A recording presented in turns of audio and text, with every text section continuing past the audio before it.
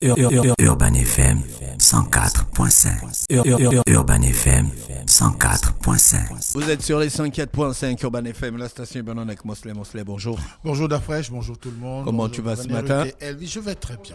Comment on parle de quoi ce matin? Bon, ce matin, on parle de l'actualité. Nous parlons évidemment de la journée patriotique en hommage à Grégory Mbouamita qui s'est déroulée dans Libreville ce week-end, notamment le 10, donc dimanche, hier. Et l'objectif de cette, de cette journée patriotique, c'était de rendre hommage à ce citoyen gabonais qui aujourd'hui est décédé, parce qu'il faut savoir qu'il est décédé évidemment le 10 avril 2014. Et à ce moment-là, il a été parmi ceux qui n'ont pas quand même traversé la vie. Il a eu à marquer à son niveau l'histoire aussi bien politique on va dire qu'associative du pays, parce qu'il a été de tous ceux qui ont essayé de pouvoir se battre pour le respect des normes démocratiques dans notre pays, sinon pour l'avènement de la démocratie dans notre pays. C'est en ce titre-là que beaucoup des personnes qui ont travaillé avec lui de son vivant ont décidé en cette année de commémorer les 8 ans de sa disparition, mais surtout lui rendre hommage, parce qu'il faut savoir que Grégory Mbouamita a été aussi bien un homme de culture, un homme de presse. Donc un homme de culture, il a été écrivain. D'ailleurs, il y a un livre qu'il a sorti en collaboration avec sa sœur Justine Mita, mais également un grand animateur au niveau des chaînes locales, notamment sur Africa numéro 1, Fréquence 3 ou encore Radio Soleil. Donc, c'est quelqu'un qui était très très engagé sur le plan de l'animation culturelle, mais également en ce qui concerne la vie associative, parce qu'il a été membre de plusieurs structures, notamment des associations politiques. Il a été membre de plusieurs structures dont il a plus ou moins apporté son expertise pour pouvoir arriver à plus ou moins manifester une certaine opposition à l'endroit d'un certain nombre de situations qu'on pouvait connaître dans le pays. Donc ses amis ont jugé utile d'organiser cette journée patriotique pour lui rendre hommage, parce que c'était aussi le prix de Transparency International, qui est une ONG qu'on connaît, qui se bat pour qu'il y ait plus ou moins de transparence dans la gestion des États au monde. Et d'ailleurs, c'est ce dernier qui est constitué, du moins qui s'était constitué partie civile lors lorsqu'il s'est agi du dépôt de la plainte pour les biens mal acquis. Chacun se rappelle, en 2008, aux côtés de Transparency France, l'objectif c'était de dénoncer tout ce qui était en rapport avec les supposés détournements de deniers publics ou de biens publics ou abus de biens sociaux par les chefs d'État africains, dont Omar Bongo Ondimba. Et ça lui a valu, on le sait au niveau de notre pays, avec ceux qui ont pu suivre l'actualité à cette époque-là, voyaient qu'il s'est invariablement rangé du côté de ceux qui se battaient pour pouvoir appeler à ce qu'il y ait des éclaircissements sur cette affaire, qui n'est pas terminée, parce qu'il n'y a pas toujours eu, par exemple, pour le cas de Omar Bongo, on n'a pas toujours déterminé ses responsabilités, même si pour un certain nombre de chefs de l'État, on voit par exemple au niveau de la Guinée équatoriale, il y a eu des saisies des biens et consorts, mais l'affaire suit son cours. Mais il a été de ceux qui ont permis à ce que cette plainte-là soit déposée au parquet de Paris, pour pouvoir plus ou moins vérifier dans quelle mesure les chefs d'État africains auraient fait bases sur on va dire les richesses de leurs États, et de permettre à ce que cela soit restitué, ou que cela soit plus ou moins mis au profit des populations. Et ce dossier continue. Donc c'est une des principales actions que ce dernier a eu à mener, et par ailleurs on peut le retrouver, comme je le disais tout à l'heure, dans l'animation radio, où il a été précurseur en ce qui concerne par exemple les cultures urbaines au niveau de notre pays.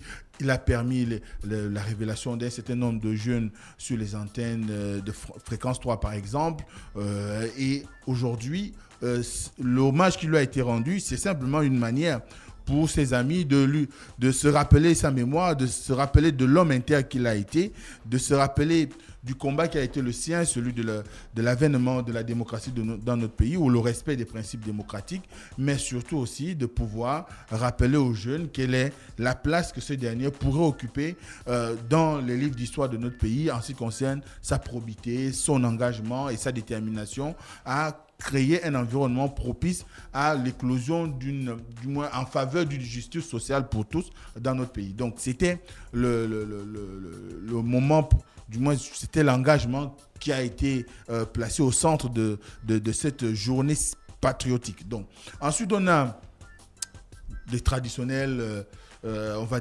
désormais les traditionnels sorties de Barreau-Chambrier qui le week-end était du côté de Cocotier pour essayer encore une fois de pouvoir vendre sa lecture de la vie politique en ce qui concerne notre pays, mais également de solliciter de la part des jeunes un engagement, qu'il y ait une prise de conscience.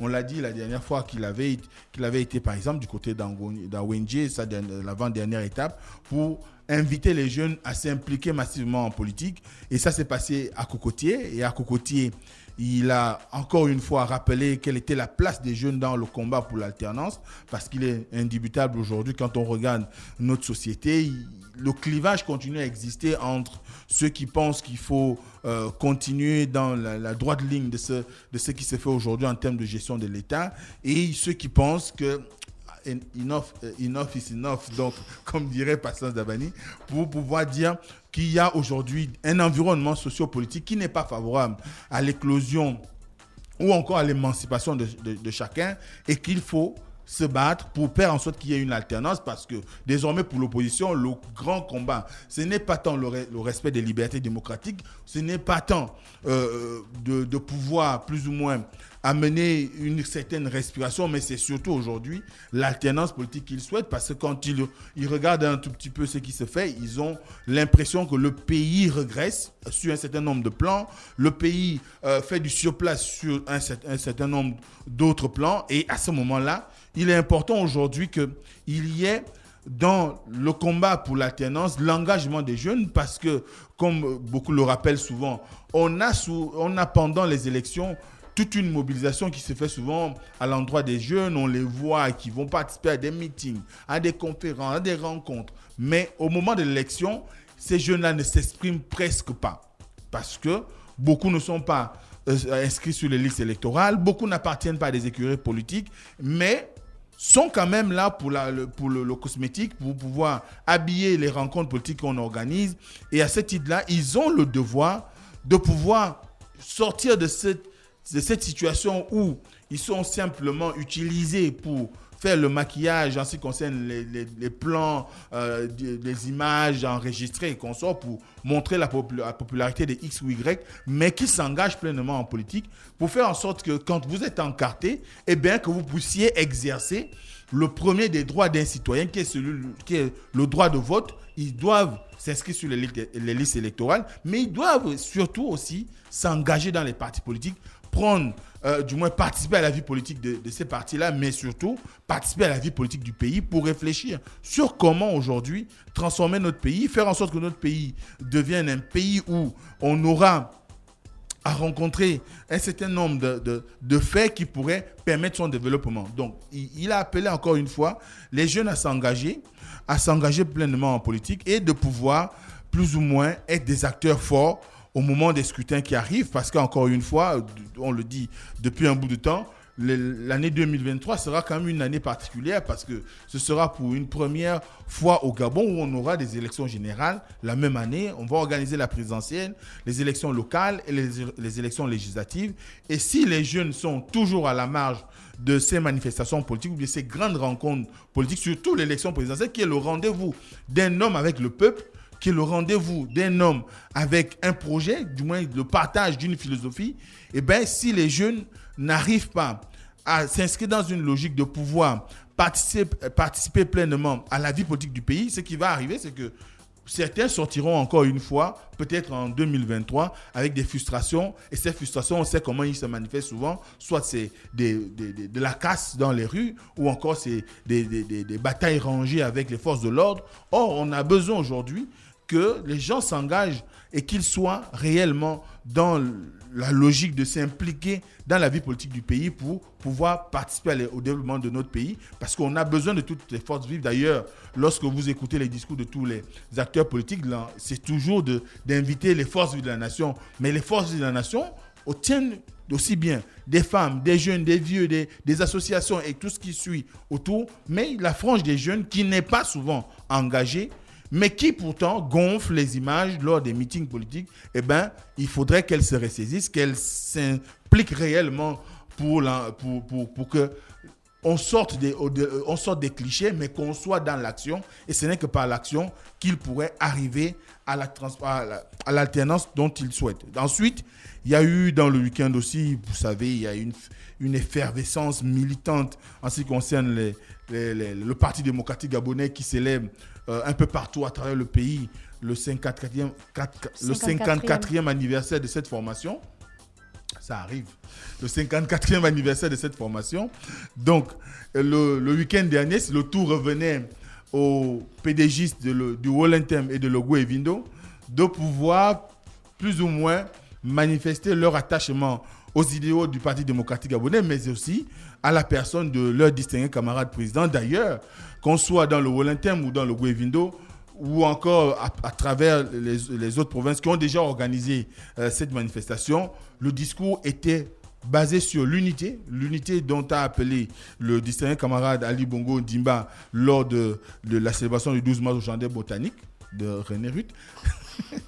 Et ce discours d'unité a permis à ce que les PDG du Wollentem, comme un seul homme, se retrouvent et décident d'appeler à la candidature de Ali Bongo Ondimba. La question qui se pose maintenant, c'est parce que c'est le même scénario qui s'est passé du côté de Logou Evindo. La question qui se pose, c'est que depuis ces appels à candidature, beaucoup de personnes interrogent le fait qu'il y aura une oreille attentive du côté du chef de l'État, qui est également le distingué camarade président du Parti démocratique gabonais. Est-ce que ce dernier consentira à pouvoir une nouvelle fois briguer le suffrage universel des Gabonais pour pouvoir conduire la destinée de notre pays pour les 7 prochaines années?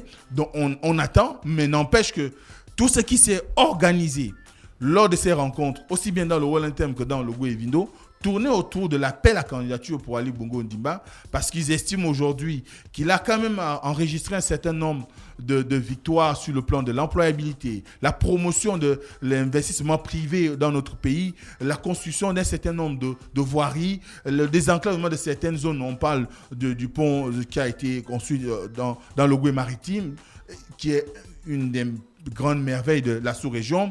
On parle aussi des écoles qui ont été construites à travers le pays, notamment à Port-Gentil, à Franceville. On a dernièrement l'inauguration de beaucoup de lycées et collèges dans Libreville, mais surtout qu'il a créé au sein de la jeunesse gabonaise un réveil aussi bien dans l'engagement social, l'engagement, on va dire, entrepreneurial, mais aussi en politique, parce que depuis, on va dire, les années 90, il n'y avait jamais eu un tel engouement des jeunes pour la question politique, au point où on voit même les plus jeunes créer des partis politiques désormais. Donc, j'en passe tout ce qui concerne la promotion de la femme. On sait qu'il a institué un certain nombre de choses depuis son arrivée au pouvoir. On avait le Grand Prix du président. Il y a eu l'institution de la destinée de la femme qui 2015-2025 qui est toujours en cours. Il y a tellement de modifications de nos lois en faveur de la promotion de la femme ou de l'égalité en ce qui concerne l'approche genre. Donc, autant de choses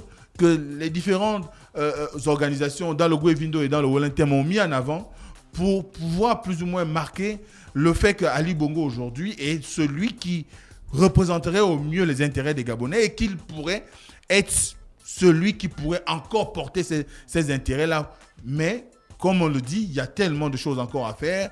Il y a toujours, par exemple, moi j'ai lu une boutade qui est toujours envoyée aux PDGistes, par exemple, de Logou Evindo, où des gens disaient oui, vous célébrez, oui, il y a eu, on va dire, la fièvre militante, il y a eu un engouement, mais il reste qu'il y a des problèmes, par exemple, pour allier la capitale provinciale de Logou Evindo, notamment par la route.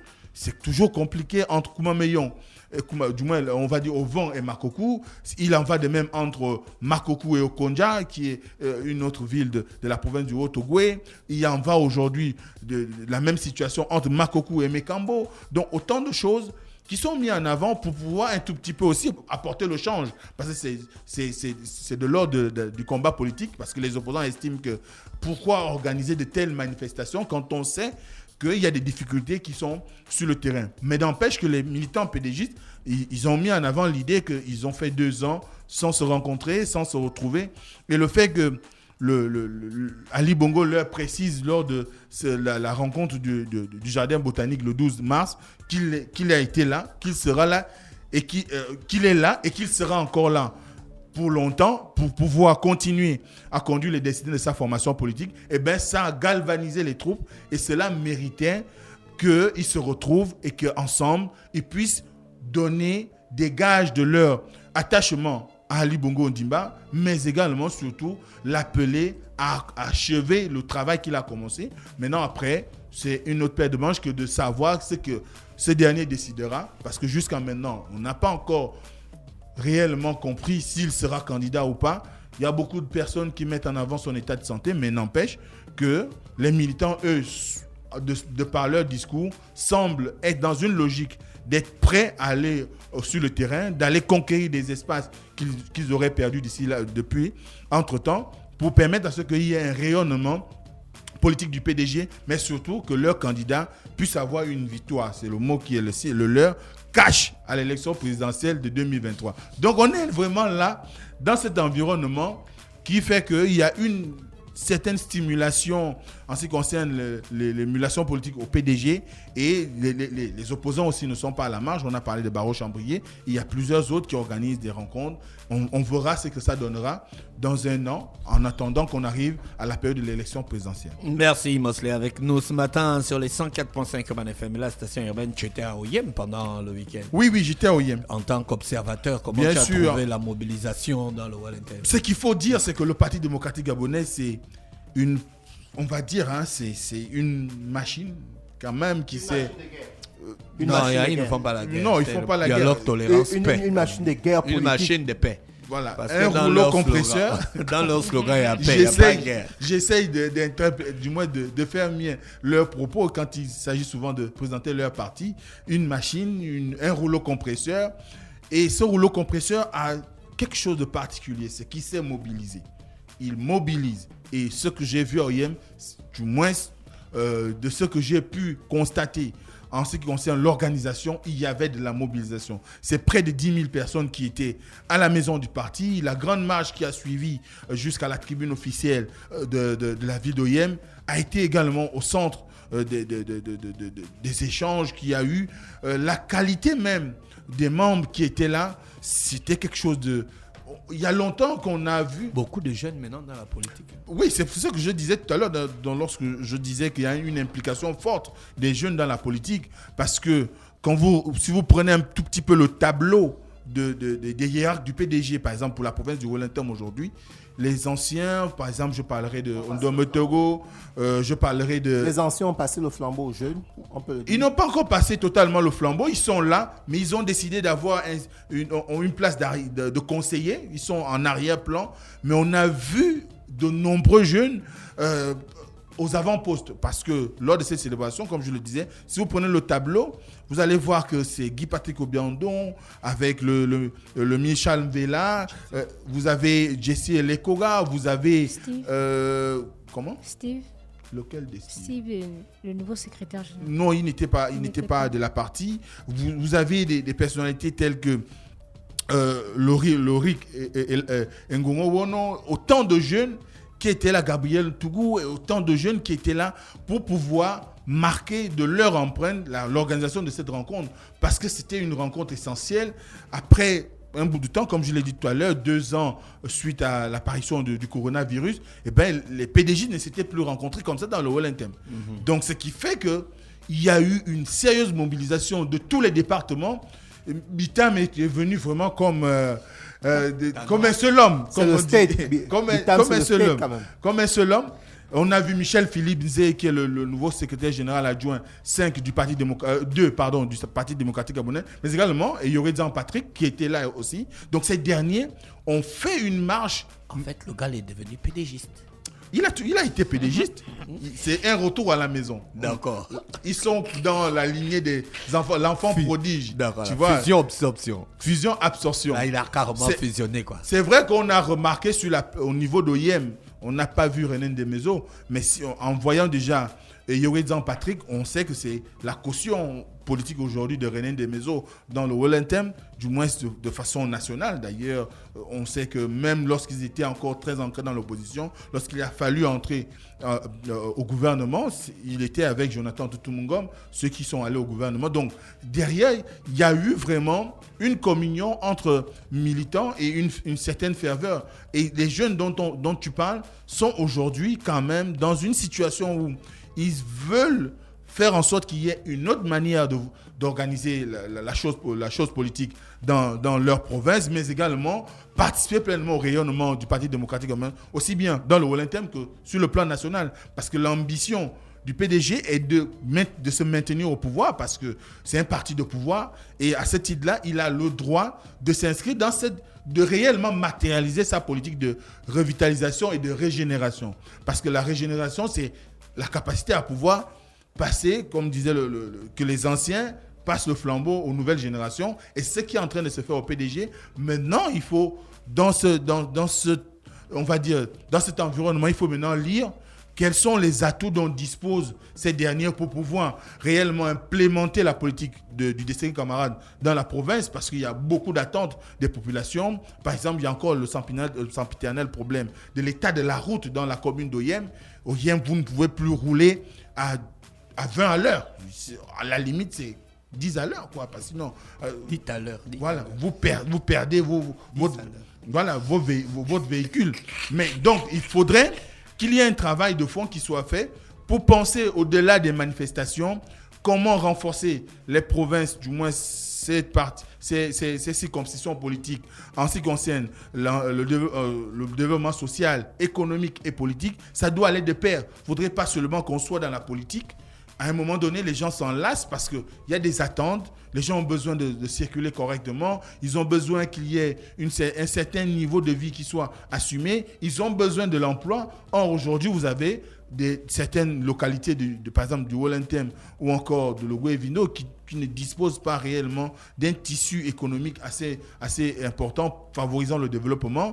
Donc, il faut travailler à ce qu'il y ait derrière des propositions sur le plan du développement économique et social, mais aussi continuer à faire en sorte que la politique soit ce moteur-là qui permet aux gens de se retrouver et de s'identifier par rapport à l'offre qui est devant eux et de choisir quelle est la meilleure option pour l'émancipation de notre pays. Merci Mosley avec nous ce matin sur les 104.5 Urban FM, la station urbaine. Il est exactement 9h56. On va se dire au revoir, on va se retrouver demain lorsqu'il sera 7h pour le réveil matinal le plus haut de la capitale sur la radio la plus haute de la capitale. Le réveil matinal le plus haut de la capitale. Vas-y, bouge encore la tête. Sur la radio la plus haute de la capitale. Merci, voici l'horoscope des auditeurs. Urban FM 104.5.